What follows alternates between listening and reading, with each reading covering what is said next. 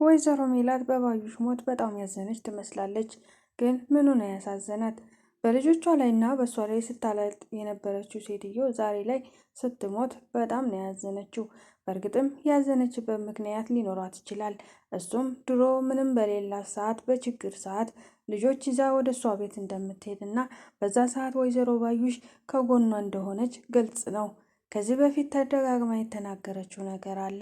የባዩሽን የዛሬ መጥፎ ስራዋን ሳይሆን የትናንትና ጥሩ ስራዋን ነው ማየት የምፈልገው ብላለች። ምክንያቱም በዛን ሰዓት ምንም በሌለ ሰዓት ችግር ላይ በሆንኩ ሰዓት ባሌ እንኳን ልጇን ለጠንቋይ ገብራለች በሚል ሰበብ ትቶኝ ወደ ውጭ ሀገር ሲሄድ ማንም በሌለ ሰዓት ከጎኔ ነበረች። ብዙ ችግሮችን ከእሷ ጋር አሳልፌያለሁ። ዛሬ ነገሮች ተገለዋውጠውና እኔ እሷን በልጫ ስለተገኘው በመንፈሳዊ ቅናት ነገር ተነስታ ይህን ነገር ብታደርግም በእሷ ሰበብም ሀንዬን አግኝቻታለሁ። እናም ከዚህ በኋላ እሷ ጠላቴ አይደለችም ብላ ደጋግሚያ ትናገራለች። ግን በሌላ በኩል ደግሞ ትከታተላለታለች። ወይዘሮ ባዩሽ መሞቷን ሲሰሙ ሁሉም ሰው የስራዋን ነው ያገኘችው እያሉ ሁሉም ሰው ያዘነላት የለም። ተምቹ፣ ጆሮ፣ አባባ ኖላዊ ሁሉም ድንብላል ሳትቀር ሁሉም ሰው የስራዋን አገኘች እንኳን ነው ያሉት። ሰው ሲሞት ነፍስ ይማር ማለቱ ቀርቶ እንኳን ሞተች ተገላገልን እንጂ ለምን ሞተች እንዴት ሞተች የሚለው ጥያቄ ሊፈጥርባቸው አልቻለም። ሰላም ጤና ይስጥልኝ ውድና የተከበራችሁ የቤተሰቦቼ፣ በቪዲዮውን በላይክ ጀምሩ። መስፍን ያሳሰበው አንድ ነገር አለ። እሱ እንዳለው ፖሊሶቹ ወይዘሮ ሜላትን ተጠርጣሪ አድርገዋታል። ግን ደግሞ መስፍን ወይዘሮ ሜላትን ከቤት እንድትሸሽና ለተወሰነ ጊዜ ሌላ ቦታ እንድትቆይ ነግሯት ነበር። እሷ ግን የሞተችው ባዩሽ እያለች እኔ ቆሜ እየሄድኩኝ ፖሊስ ይመጣል ብለህ እንዴት ታስፈራራኛለህ? የሞተችው እኮ ጓደኛዬ ናት፣ አብሮ አደጌ፣ የችግር ጊዜ ሁሉ ነገር የነበረች ባዩሽ እኮ በጣም መወዳት ጓደኛዬ ናት እያለች ለአቶ መስፍን ደጋግማ ትነግረዋለች። አቶ መስፍንም ሁኔታዋና ነገሯ ምንም ሊዋጥለት ስላልቻለ እባክሽን ሜሉ ለትንሽ ጊዜ ከዚህ ቤት ራቂ ነበር ያላት። ይባስ ብላ እሷ ወይዘሮ ባዩሽ አፈር ለብሳለች ወይስ ደግሞ ሆስፒታል ነው ያለችው ብላ ጠየቀች። እናም ሂጄ ቀብሯ ላይ መገኘት እፈልጋለሁ። ስለዚህ እባክህን መስፍን የት እንዳለች ንገረኝና ውሰደኝ ብላ ጥያቄ አቅርባለታለች። ሜላት ምን እየሆንሽ እንደሆነ አልገባኝም። ያቺ ሴትዮ ጠላታችን ናት። ስለዚህ ለምንድን ነው በዚህ ልክ እየሆንሽ ያለሽው ብሎም ቢጠይቃት እሷ ግን አይ እቺ ሴትዮ አትበላት ጓደኛዬ ናት፣ ለምንድን ነው እንደዚህ የምትሏት እያለች ጭራሽ መቆጣት ጀምራለች። ማንንም ሰው መስማት አትፈልግም። በጣም ታለቅሳለች፣ በጣም አዝናለች። ምግብ መብላት አቁማለች። በእሷ የተነሳ ቤተሰቡ ሁሉ በተበጥብጧል። ሀናም ሀገር ሰላም ብላ በተምቹ ምክንያት ሰበብ ፈጥራ ከቤት ለቃ ሄዳለች። አባባ ኖላዊ ጋር እንደሄደች አባዬ ከዚህ በኋላ ካንተ ጋር ነው የምኖረው፣ እናም እባክህን ምንም እንዳትለኝ እና ፈቃደኛ ከሆን ካንተ ጋር ነው የምኖረው ከዚህ በኋላ ብላ ጥያቄ አቅርባ ነበር። አባባ ኖላዊ ግን ምን አቅም አለኝና ነው አንቺን ከኔ ጋር ትኖሪኝ ብዬ የምከለክልሽ? ግን ደግሞ እኮ ከቤተሰቦችሽ ጋር ተስማምተሽና ተመችተሽ እየኖርሽ ነው። ለምንድን ነው እዚህ እንደገና? እኔ አቅም የለኝም። ያው ኑሯችንን ላንቺ መንገር አይጠበቅብኝም። ከዚህ በፊት ከኔ ጋር ብዙ የችግር ማህት አሳልፈሻል። አሁን ደግሞ ደስተኛ ሆነሽ እየኖርሽ ነው። ለምን ወደዚህ ትመጫለሽ? በዛ ላይ ቤተሰቦችሽ ያዝኑብሻል ብሎ ነግረዋት ነበር። ሀና ግን በፍጹም እስከ ዛሬ አብሬያቸው ኖር ያለው አብሬያቸው ስኖር ግን ችግራቸው በላይ በላይ እየመጣ ነው። እናም ሁሉንም አንዱን ችግር አለፍን ስንል ሌላኛ ችግር ይደረባል። ታዲያ እኔ አንተ ጋር ሆኜ አንድ ቀንም ችግር አጋጥሞኝ የለም። በችግር ደስተኛ ሆነን ነው የምንኖረው። እኔ ደግሞ በላይ በላይ የሚመጣበት ችግር ቤት ውስጥ መኖር አልፈልግም። እስከ ዛሬም ሰበብ ነበር ስፈልግ የነበረው ነበር ያለች።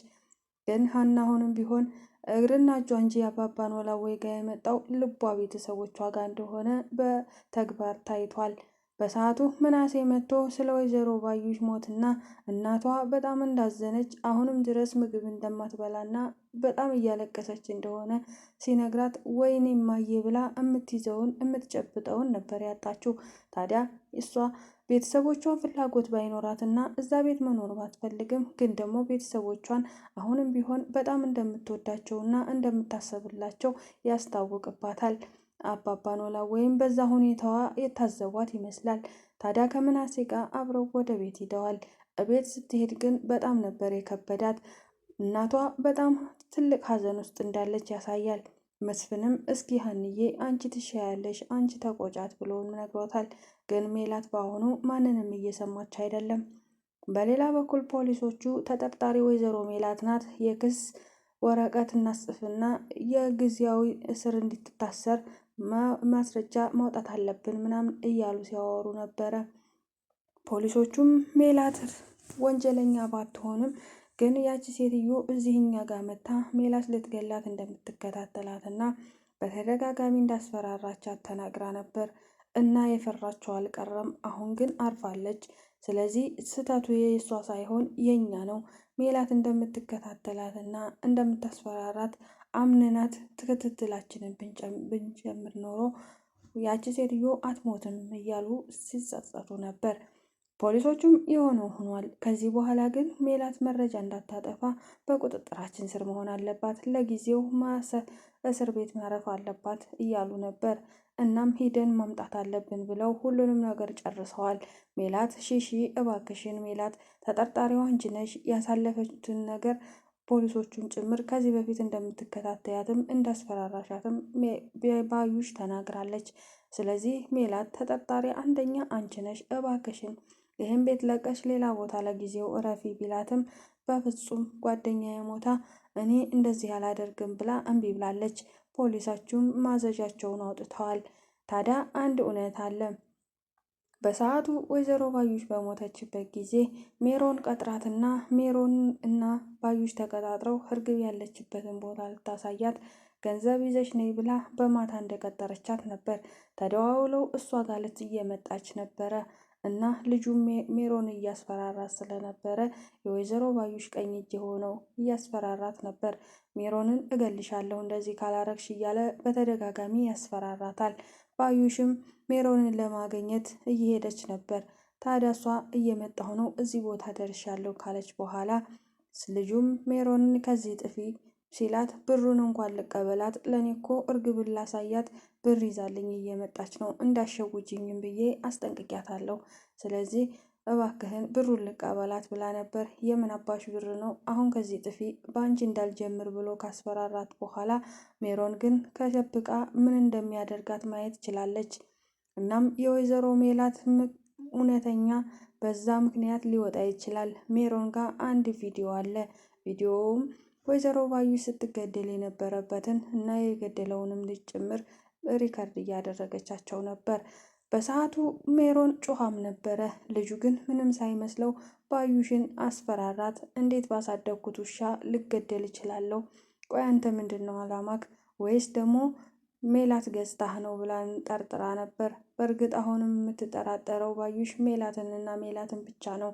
በቃሉ ይሄን ያደርጋል ብላ አታስብም። እና ልጁም አይ ሜላት አንቺን መግደል ብትፈልግ ማንንም ሳትቀጥርና ማንንም ሳትይዝ ራሷ መታ ልደፋሽ ትችላለች። በጣም ጀግና ሴት እንደሆነች አይቻለሁኝ። እኔን የላከኝ ግን ከአንቺ 3 እጥፍ የከፈለኝ አቶ በቃሉ ነው እና እሱ ነው ያዘዘኝ። አውቀሽው ብትሞች ብዬ ነው ብሎ አሽፎባት ምንም ሳይራራላት ገድሏት ሂዷል። ታዲያ ሜሮን ያንን ቪዲዮ ይዛለች። በእርግጥ ስትወድቅ ስታይ ብደነግጥና ብጮህም ልጁም ዘወር ብሎ አይቶ ወደፊት ነው የሄደው። ግን ማስረጃውን ይዘዋለች በእርግጠኝነት። የወይዘሮ ሜላት እውነታ በዛ ይታወቃል። ባዩሽም እንግዲህ ከዚህ በኋላ ሁሉም ነገር የመጥፎ ሰው መጨረሻ አባባ ኖላዊ እንዳሉት ለዚህ ነው ለዚች አቅማችን ለዚች ኑሯችን ብዙ ማሸበር፣ ብዙ መከራ መፍጠር፣ ችግር፣ ለሰዎች ክፉ መሆን እንዳሉትም ሆኗል። ባዩሽ ብዙ ችግር ፈጥራለች። በተለይ ደግሞ በድንብላልና ሀና ላይ ያላት ጫና ከባድ ነበር። በተደጋጋሚ ድንብላልን በቢላ ሁሉ እጇን አርዳት ነበር። ታዲያ ያ ሁሉ አለፈ። ድንብላል አሁን ላይ እንኳን እያለች ትስቃለች። ባዩሽ ግን ክፉ ስለሆነች መጨረሻዋ አላማራም። መውደቂያዋ መንገድ ላይ ሆኖ ቀርቷል። እናም አባባ ኖላዊ የተናገሩት ነገር ይሄ ነበር። መጨረሻችንን አሳምረልን። ባዩሽ በዚህ አልቋል። የእሷ ሁሉ ነገሯ አሁን ላይ አልቋል። ግን ለምንድን ነው ለሜላት ጸጸት የሆነባት? እኔ ነኝ ለዚህ ሁሉ ነገር ያበቃውሽ እያለች ነው የምታለቅሰው። ጸጸት ሆኖባታል። ለምን፣ እንዴት፣ ማን ሊገላት ቻለ የሚለው ነገር ጥያቄ ፈጥሮባታል ሜላት ለምንድን ነው እንደዛ ሊሆን የቻለው የሚለው ጥያቄ የፈጠረባት እሷ ራሱ ምን እንዳሰበች ሊታወቅ አይቻልም። ማንም ሰው ሊያጽናናት ሲሞክር ልትጽናና አልቻለችም። እናም ሜላት ምግብም እንደማትበላ ስትናገር ድንብላል መስፍንም ምግብ ብይ፣ አንቺ ሴትዮ ምን አስበሽ ነው? አንደኛ ተጠርጣሪ አንቺ ነሽ። ፖሊሶቹ አንቺን ነው የሚጠራጥሩሽ። ምናልባት ባዩሽ ሌላ ጠላት ሊኖራት ይችላል። አንቺ ይሄንን ነገር እንዳላደረግሽው እርግጠኛ ነኝ። ግን ደግሞ ለምንድን ነው እንደዚህ የምትሆኘው ብሎም ጠይቋት ነበር። ልትሰማ አልቻለችም። ድንብላል በበኩሏ እትዬ ግን ምን ሆነው ነው እንደዚህ የሚሆኑት? ያቺ ሴትዮ እኮ ለእርስዎ ያደረገችው ነገር በጣም ከባድ ነው። እኔን እጄን በቢላ እንደዛ ስታደርገኝ ግፍ ቆጥሮባታል። ስለዚህ እንኳን ሞተች ስትላት ባዩሽ መሞቷ ሜላት ስላሳዘናት ሁሉም ሰው እንደዛ ሲላት በጣም ነበር የተናደደችው። ለምንድን ነው ደጋግማችሁ ስለዚያ ሴትዮ የማታውቁትን ነገር የምታወሩት ነበር የምትለው። ሰላምም ምንድን ነው የማናውቀው ነገር? ያቺ ሴትዮ አዎ በጣም ክፉና ጨካኝ ሴት ናት። ምንም ጥሩ ነገር የላትም። እንኳን ሞተች ነበር ያለቻት። ሜላት ግን በጣም ተናዳለች። ሰላም ምንድን ነው የምትዩ? ዛሬን እኔን ለማሳበር ቆርጣችሁ የተነሳችሁ ትመስላለች። አንቺ ድንብላል ውጭልኝ ከዚህ ግቢ ወደ ኩሽና ብትላትም ድንብላልም እውነቱን ከመናገርማ አይሽሹ እትዬ፣ ያቺ ሴትዮ በጣም ክፉና ለእርስዎም ሆኖ ለቤተሰቦ በጣም ችግር ፈጣሪ ነበረች። ብዙ መከራ አሳልፋለች። አንቱ በእርሷ ምክንያት እርስዎም ራሳቸውን ሊያውጡ እንደነበረ አይረሱትም አይደል ብላ ተናግራ ነበር። ሜላት ግን ያን ሁሉ ችግርና መከራ በእሷ የመጣባትን ብዙ ነገር አልፋ ረስታ ትናንትና ጥሩ ነገር የዋለችላትን ብቻና ብቻ ማሰቧን ቀጥላለች። ተምቹ ከእስር ቤት በመፈታቱ ሁሉም ሰው ደስተኛ ነው። በተለይ ተምቹ ሲፈታ አባባ ኖላዊ በጣም ደስ ብሏቸዋል። ሀናም በሰዓቱ ደስ ብሏት ነበር እና ማን እንዳስፈታው ጠይቀው ነበር። ቀጥታ የሄደው ወደ አባባ ኖላዊ ቤት ስለነበረ ያስፈታችኝማ የሀና እናት ናት፣ እርግብ የት እንዳለች ጠይቃኝ ነበር። ግን እርግብ እኔ እንደዋሸኋትና እየተከታተልኳት እንደነበረ የሀናን መስቀልና ፎቶ ከሷ ለመቀበል ስል እሷ ጋር ቀርቤ ፍቅር ይዞኝ እንደቀረሁ ስነግራት ሁሉንም ነገር ረስታ ይቅርታ ታደርግልኛለች ብዬ ተከትያት ነበር። ግን ዓይንን ላፈር ብላኝ የት እንደሄደች የማውቀው ነገር የለም። እኔም ፖሊስ እንዳይዘኝ ራሴን ጠብቄ እየኖርኩ ነበር፣ ግን አልሆነም። በስተመጨረሻም ተይዣለሁ ስላት እሷም ለፖሊሶቹ ምን እንዳለቻቸው አላውቅም፣ ፖሊሶቹ ነፃ ነህ ብለው ለቀውኛል። እናም ያቺ እናትሽ በጣም ጥሩ ሰው ናት ብላ ነበረ። አባባ ኖላዊ ግን የሀንዬ ቤተሰቦች እኮ ግራ ነው የሚያስጋቡኝ። አንድ የሰው አንድ የአውሬ የሚሆኑት ነገር አለ። ትናንት እነሱ አስያዙህ፣ ዛሬ ደግሞ እነሱ አስለቀቁህ ነበር ያሉት። ሀናም አባዬ ያልገባህ ነገርና የተሳሳትከው ነገር አለ። ምክንያቱም እማዬ ተምቹ እንዲያዝ በፍጹም አትፈልግም። ደጋግማ እንደውም ባዩሽ እንዳትገለውና ባዩሽ እንዳትይዘው በጣም ታስብለት ነበር። እናም ምናሴም ሳያውቅና እናቴ እንዳትያዝ ወይም ደግሞ እናቴ ባዩሽን ገላ እንዳትታሰር እርግብ የት እንዳለች ያውቃል። ጓደኛው ስለሆነች ፍቅረኛው ስለሆነች ለሱ ትነግረዋለች በሚል እሱን አስይዞ እርግብ የት እንዳለች ለማወቅ ነበረ። ፖሊሶቹ እርግብን ካገኟት በኋላ የወይዘሮ ሜላት ባዩሽ ሴራና የወይዘሮ ባዩሽ ጥፋቶች በሙሉ ስለሚዘረዘሩ ወይዘሮ ባዩሽ ወደ እስር ቤት ትገባለች። ስለዚህ ሜላት ነጻ ትሆናለች ብለው ነበር ያሰቡት። ያሰቡት ሆኖ ያላሰቡት ነው የተፈጠረ። እናም ተምቹ በጣም ደስተኛ ሆኗል። ጆሮም በጣም ደስተኛ ሆኗል።